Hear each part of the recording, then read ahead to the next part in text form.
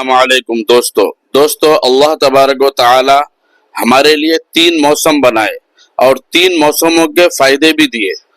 پہلے تو ہمارے لیے گرمی بنائے، اس کا بھی فائدہ ہمارے جسم کے لیے ہوتا ہے، اور سردی بنائے اس کا بھی فائدہ ہوتا ہے، اور بارش بنائے اس کا بھی فائدہ ہوتا ہے۔ یعنی کہ اللہ تبارک و تعالی کوئی بھی چیز اپنے لیے بے فائدہ پیدا نہیں کیے دوستو۔ تو اسی طریقے سے دوستو اگر کسی کو 3 اولاد ہے یا 3 لڑکے لڑکیاں ہیں تو تینوں بھی کچھ نہ کچھ فائدے کے لیے اللہ تبارک و تعالی ہمارے لیے پیدا کیے، لیکن ہماری سوچ کس طرف جاری والدین کی کہ اگر 2 سکسیسفل بچے ہیں، ایک سکسیس نہیں ہوا تو بس اس کا مخالف بن جا رہے، اس کے دشمن بن جا رہے، ایسا گھروں میں دیکھا جا رہا ہے دوستو۔ اور اگر 2 بچے بگڑے ہوئے نکلے تھوڑا بہت اور ایک بچہ کمانے والا نکلا تو سب ایک بچے کو سر پر لے کر اٹھاتے ہیں۔ دوستو قیامت کے دن اس کا بھی حساب ہوگا۔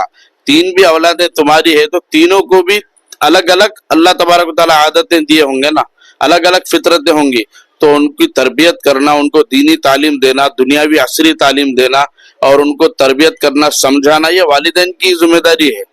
جب تمہاری اولاد ہے، تمہاری اولاد تمہارے قابو میں نہیں ہے یا تم قابو میں نہیں کر سکے، یا پھر اس کا قابو میں ہونے کے باوجود بھی کچھ چیزیں مقدر پر بھی رہتی ہے کہ ہو نہیں پاتی، تو اس کا یہ مطلب نہیں ہے کہ وہ نکما ہے۔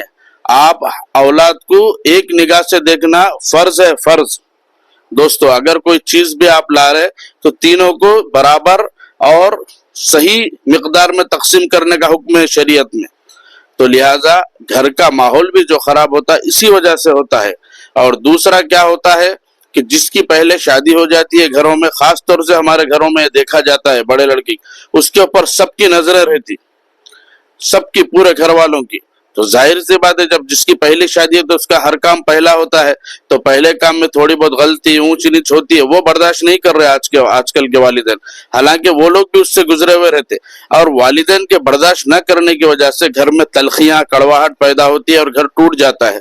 گھروں کے گھر والوں کے اندر ہی ایک دوسرے کے اندر کینہ بغض آ جاتا ہے دوستو۔ تو جوائنٹ سسٹم جہاں پر بھی ہم لوگ رہ رہے، یا تو برداشت کرو دین کو دیکھ کر، ایمان کو دیکھ کر، اللہ کو دیکھ کر۔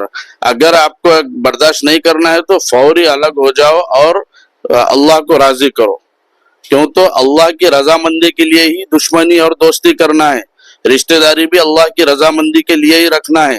اللہ کی رضا اگر کوئی چیز میں شامل نہیں ہے تو وہ چیز دکھاوا ہو جاتی ہے دوستو، اور دکھاوے کا عذاب تو ہونا ہی ہے۔ اللہ حافظ۔